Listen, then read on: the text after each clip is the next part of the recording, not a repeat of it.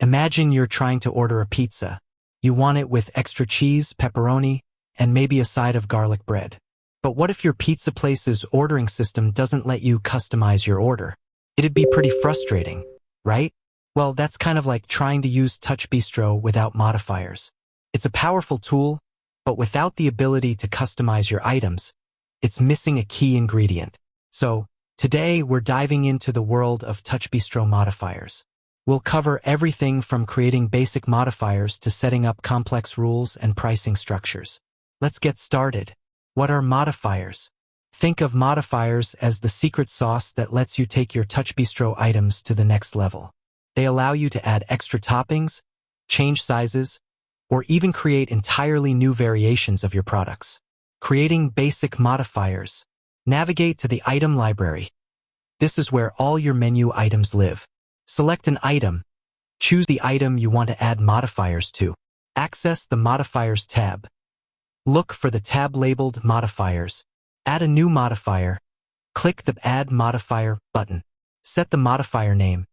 Give your modifier a clear and descriptive name, e.g., extra cheese, large size. Choose a modifier type. Decide if it's a simple option, a quantity modifier, or a combo modifier. Set the price. Determine the additional cost for the modifier, if applicable. Advanced modifier techniques. Conditional modifiers. These modifiers only appear when certain conditions are met. For example, you could have a medium modifier appear only when the item is selected in a specific size. Combo modifiers. Create bundles of modifiers that can be selected together at a discounted price. Modifier groups. Organize your modifiers into groups for better management and easier customer navigation. Modifier rules. Set rules to prevent certain combinations of modifiers. For instance, you might not want to allow extra cheese and no cheese to be selected at the same time. Best practices for modifiers. Keep it simple.